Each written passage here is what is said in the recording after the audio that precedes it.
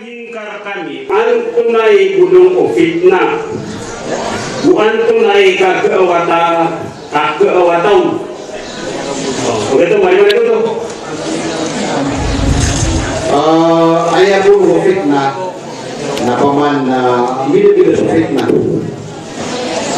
O fitna pa mga kuwan paman na fitna si kung agama na ayaw pa kami fitna niyo na kan-discuss kabubuwala na awatan na kung kabubuwala.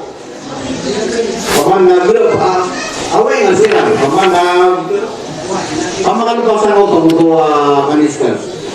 Na naayang bubulugan nga, nasusuksaligan ka o lang makakaton na hindi pumakasok ko, lusog na. Kaya paman, naging ito wasir masulang, kung paman na digigin niya mo at ato na ay wasir ka lang kami ka na sufit na natingin na awat ang agin na ng mga grupo di ko.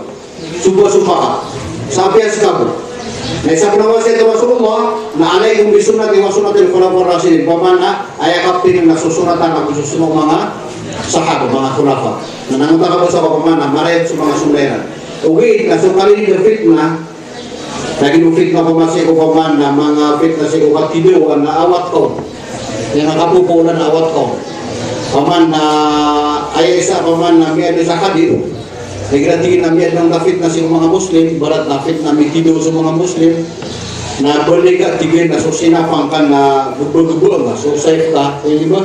Sundol ka na, gubo-gubo ka. Wati mo itong mitin na odol ka, umodol ka na iga ka, o pulalagaw ka na, hindi ka, para niya na, ay sumul mo na sulul ako fit, alagi ito na munta, kaawataw. Nabukol sumul.